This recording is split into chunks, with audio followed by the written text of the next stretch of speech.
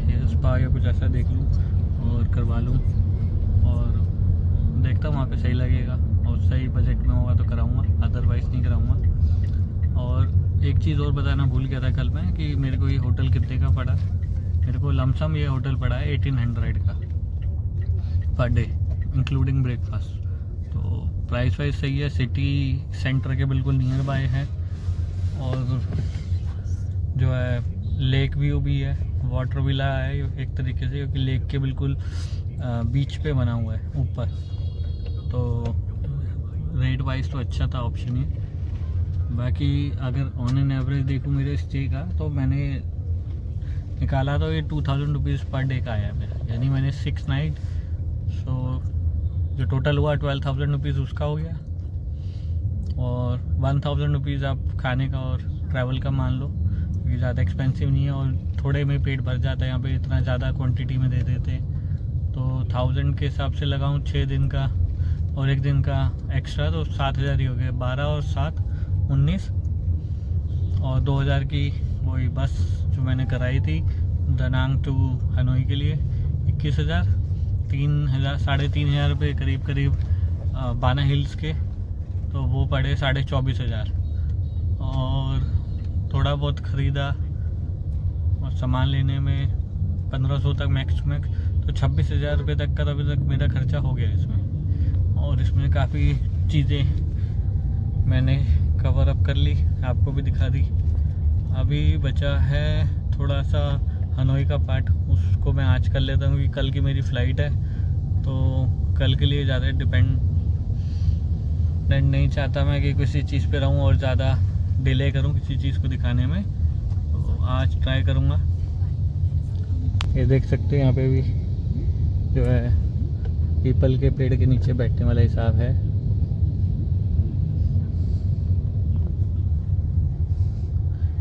ये हमारे ड्राइवर भैया। तो ओवरऑल मिला के 26,000 के लमसम तक का मुझे पड़ा है। बाकी कल का और मान लेता हूँ आज का खर्चा मिला के अगर हो भी गया तो 1500 से 2000 रुपये मैक्स टू मैक्स, यानी 28,000 रुपये में मेरी पूरी ट्रिप कंप्लीट हो जाएगी, including everything apart from flight tickets and visa. क्योंकि स्टार्टिंग में मैंने बोला था वो तो पॉसिबल नहीं है, लेकिन मैंने स्काई स्कैनर से जो टिकट लगाई थी उसके थ्रू मेरे पैसे बच गए थे फ़्लाइट्स के, तो वो मेरे को सस्ती पड़ रही है एज़ कम्पेयर टू अगर मैं डायरेक्ट साइट से लेता, तो वो चीज़ एक बेस्ट है। और वीज़ा की कॉस्ट का तो हम कुछ कर ही नहीं सकते, वो तो 2100 रुपये करीब पड़ती है, तो वो तो फिक्स है, वो तो देनी पड़ेगी। बस इतना ही खर्चा है यहाँ पे आने का। तो मोटा मोटा अगर माने तो 60,000 के अप्रोक्स में इंक्लूडिंग फ़्लाइट सब कवर अप हो जाता है, और होटल भी 4 स्टार तक वाले जो हैं वो बुक करने पे, तो 60,000 तो ठीक है। अगर हम इंडिया में भी टूर पे जाते हैं 4 स्टार लेते हैं और 7 नाइट का स्टे करते हैं तो 60,000 तो एटलीस्ट लग ही जाएगा। तो आज का दिन शुरू किया मैंने मार्केट से। पहले मैंने कहा पहले मार्केट एक्सप्लोर कर लूँ, कुछ देख लूँ, फिर उसके बाद आगे जाऊँ। तो मैंने मोबाइल के कवर्स के लिए पूछा था, लेकिन अभी उन्हें मिला नहीं है। थोड़ी देर बाद बोला कि आने के लिए, तब मैं दोबारा आके देखता हूँ। तो एक ये शॉप है, इसमें जाके देखता हूँ कैसा है यहाँ का। बड़े फंकी से स्टिकर्स और ये शॉप है। तो मैं आया था एक हेयर स्पा सैलून में, क्योंकि यहाँ के हेयर स्पा भी फेमस है। तो मैंने कहा बाकी तो स्पा मसाज मिल जाते हैं हर जगह, लेकिन हेयर स्पा के लिए काफ़ी स्पेशल है, तो ये क्यों ना यहाँ से करा के देखूँ एक एक्सपीरियंस।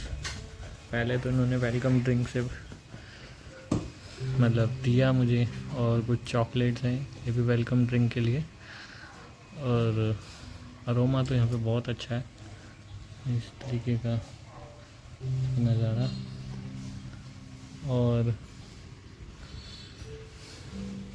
बना तो सुंदर है, काफ़ी रिलैक्सिंग मोड।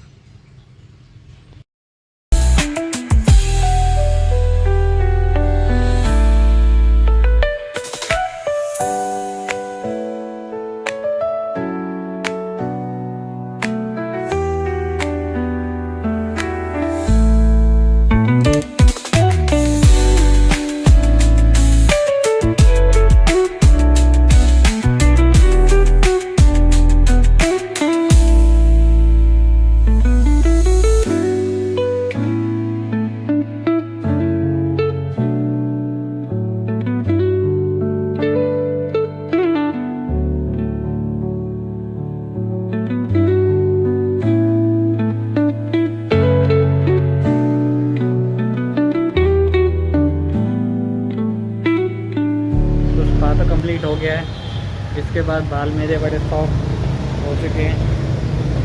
और हॉस्पिटैलिटी में तो ये 10 आउट ऑफ 10 ही इसको दूंगा, इवन इससे ज़्यादा ही दूंगा, क्योंकि हॉस्पिटैलिटी बहुत अच्छी लगी यहाँ की।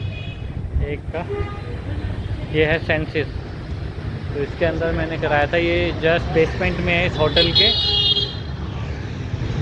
होटल है GMP जैनिनपिन होटल है, वैसे यहाँ से दिखा दूँ तो आप में से कोई आना चाहे कराना चाहे तो करा सकता है। एक्चुअली में क्या है ना कि रीज़न ये था कराने का कि बॉडी मसाज एंड ऑल तो सब जगह मिल जाती है, उसमें कोई इशू नहीं होता। ये जो हेयर स्पा जो मैंने लिया है ना, इस टाइप का नहीं मिलता और इतना रिलैक्स हो गया है इसको कराने के बाद, तो वो एक मेरा रीज़न था। और एक्सपीरियंस बहुत सही रहा इसका लेने का। तो अब डिसाइड किया था मैंने कि टेम्पल ऑफ लिटरेचर हो जाता हूँ, यहाँ पे पास में है, तो ज़्यादा टाइम नहीं लगेगा। बीच बीच में कुछ ये होटल, पार्क है, रेस्टोरेंट, सब कुछ है इधर सिटी सेंटर में। ये इतना बड़ा कोई आउटलेट भी है।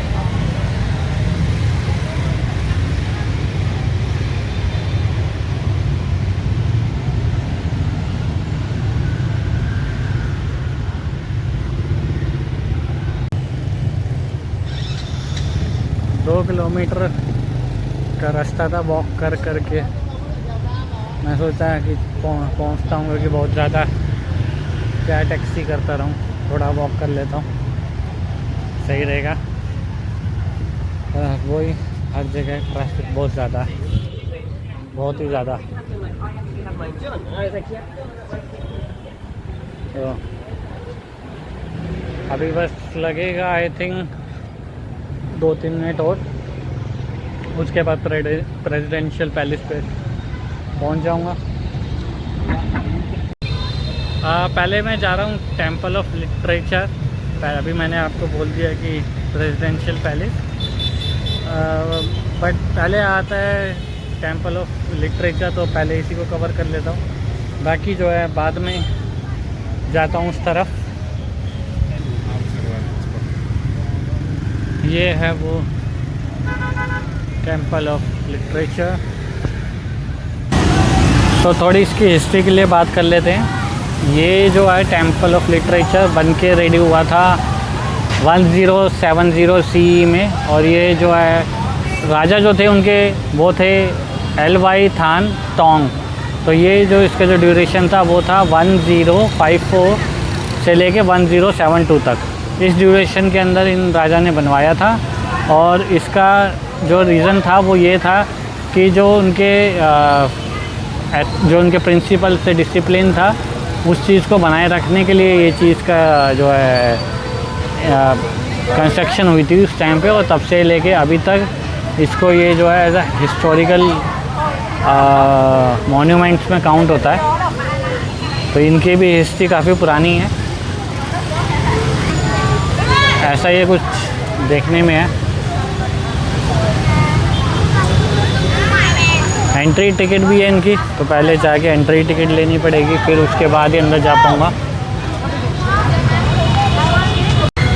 इसकी जो टिकट है वो 70,000 वियतनामी की है, जो कि अप्रॉक्सीमेट 233 रुपीज़ में होती है। और चलते हैं अब आगे। तो ये इनकी एंट्री, यहाँ से जाने का, यहाँ अपनी टिकट स्कैन करानी है। तो ये है इनकी ब्यूटी। इस तरफ भी है लेफ़्ट साइड। देखने में तो अच्छा है, सुंदर है, काफ़ी पुराना है। उस हिसाब से मोर देन 1000 ईयर्स हो चुके हैं इसको बने हुए, तो उस हिसाब से काफ़ी अच्छा मेंटेन किया हुआ है। तो जैसे कि मैंने बताया, यहाँ पे इंडिपेंडेंस सेलिब्रेशन चल ही रहा है, तो इनका जो फेस्टिवल है वो भी कंटिन्यू हुआ। 18 अगस्त से चालू हुआ था, 5 सितंबर तक ही चलेगा अभी।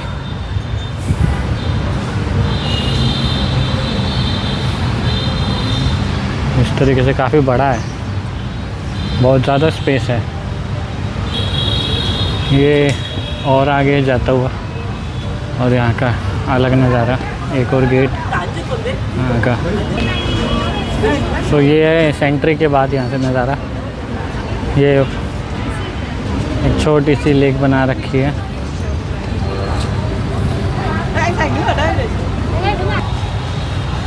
सो इसका जो इन्वेंशन है वो इसलिए है कि अपने कल्चर, एजुकेशन को प्रिजर्व करना, उसको संभाल के रखना और आगे तक सर्कुलेट करना है। तो इस वजह से ये क्रिएट हुआ था उस टाइम पे। और वैसे भी कल्चर भी इनका काफ़ी रिच है और ये वैसे भी बना भी पुराना हुआ काफ़ी। तो इसका पर्पस ही ये है अपने कल्चर को संभाल के रखो और स्प्रेड करो ताकि और लोग इस चीज़ को जान पाए, देख पाएँ। तो ये है मेन एंट्री टेंपल की। यहाँ से देखने में तो वाव है, वाव।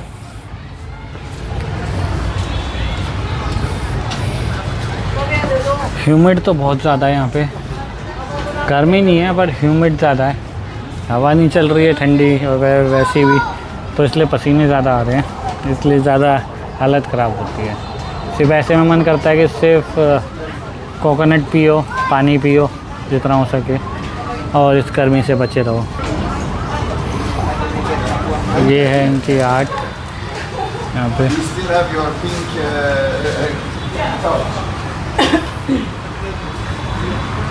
सारे पिलर्स जितने भी हैं सब पे अपनी आर्ट भी इन्होंने दर्शाई हुई है अच्छे से। ये एक्चुअली में मेन टेंपल, हाई सेंचुरी, ऊपर ड्रैगन बने हुए, बोनसाई।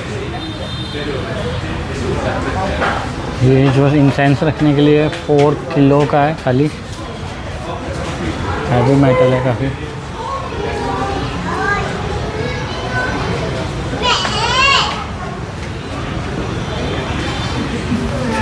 सब कुछ देखने में तो अच्छा है, बनाया भी बहुत अच्छा है।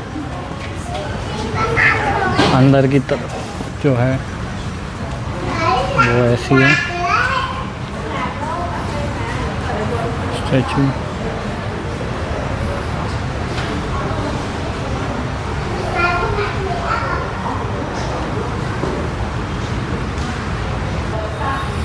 सो गोल्ड प्लेटेड टॉर्टोडॉइस।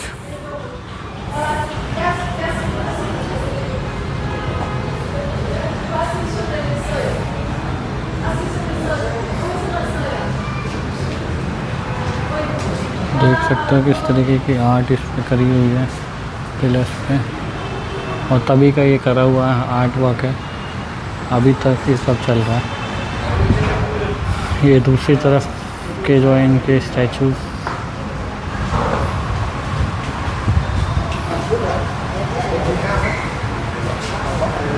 इसमें भी जाके देखता हूँ। यहाँ पे भी कुछ हिस्ट्री के बारे में बताया हुआ है, तो क्या क्या है देखते हैं। तो ये जो है ब्रिक जो है वो बनी हुई है 13 सेंचुरी की, और ये 11 सेंचुरी का वुडन। तो पुरानी सारी आर्ट जो थी सब रिजर्व करके रखी हुई है, 13 सेंचुरी, 14 सेंचुरी।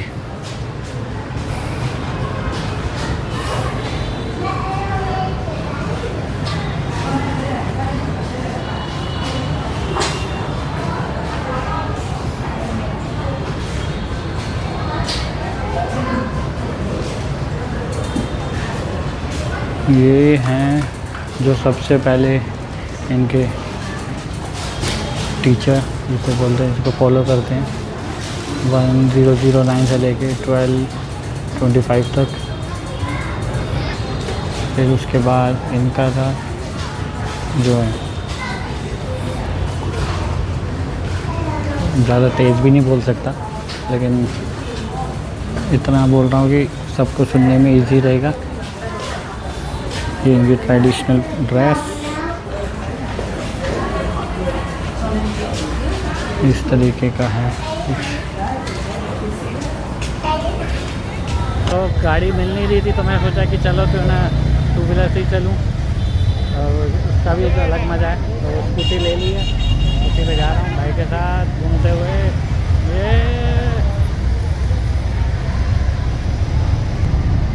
हाँ, तो अलग ही मज़ा बना हुआ है, देखिए।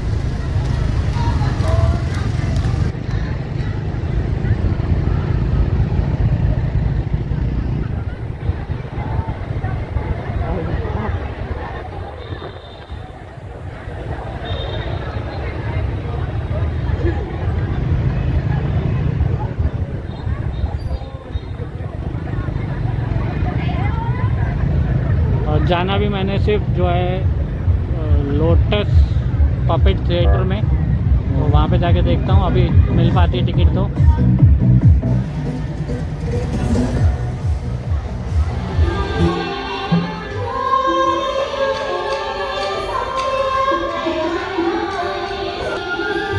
तो ये हो रहा है puppet show, one of the best puppet show है पूरे हनोई में। इससे बेटर हो, इवन पूरे वियतनाम में इससे बेटर नहीं मिल सकता देखने को पपेट शो। इसकी टिकट लमसम 500 रुपीज़ की पड़ी है INR में।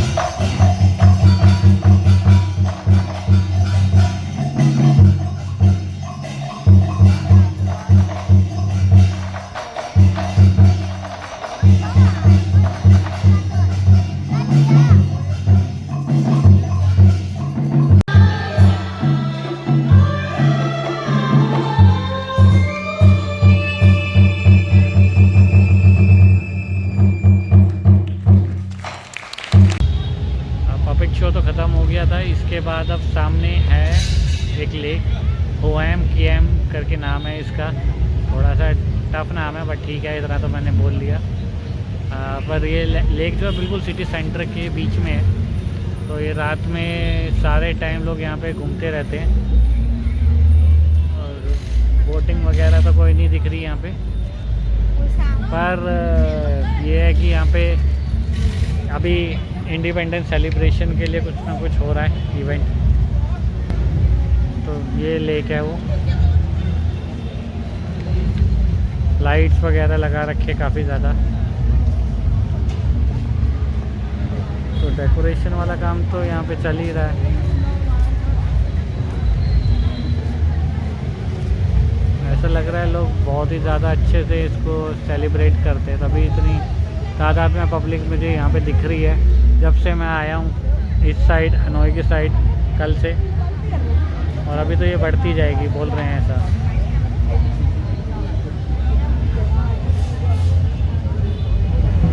तो यहाँ पे खड़े होने का रीज़न फाइनली मेरे को पता चल गया, क्योंकि मैंने इनसे पूछा लोकल से कि क्या रीज़न है। तो कह रहे हैं कि प्रेसिडेंट जो हैं वो आएंगे इधर, उनकी मतलब उनको देखने के लिए, मिलने के लिए लोग यहाँ पे ऐसे खड़े होते हैं। और इस टाइप का जो है वो चलता रहेगा कंटिन्यूस टू सितंबर तक, जब तक इनका इंडिपेंडेंस डे नहीं आ जाता। तो ये रीज़न है, इतने लोग इसलिए यहाँ पे स्ट्रीट में घूम रहे हैं और ये वहाँ यहाँ के फ्लैग्स पहन रहे हैं, टी शर्ट पहन रहे हैं, उन फ्लैग्स को लगा के अपने मुंह पे फ्लैग का जो निशान लगा रखा है। तो काफ़ी कुछ करने लगे पड़े हैं ये लोग अपने इंडिपेंडेंस सेलिब्रेशन के लिए। सो ये डबल डेकर रेस्टोरेंट है, अभी तो फ़िलहाल वो बंद है, लेकिन बाकी यहाँ पे रेस्टोरेंट अभी चल रहे हैं रात में, क्योंकि पब्लिक यहाँ पे जो है इसी रोड पे काफ़ी आगे तक सारे बाहर निकले हुए हैं घर से। सुबह ये जो इवेंट होगा उसके लिए यहाँ पे लोग सब वेट कर रहे हैं, रात भर वेट करेंगे, सुबह 6 बजे से स्टार्ट होगा। ये लेक व्यू स्ट्रीट है, तो यहीं पे खाना खा के कहीं पे फिर जाता हूँ, अपना आराम करता हूँ, सुबह जल्दी निकलता हूँ। मिलते हैं फिर सुबह, तब तक के लिए बाय।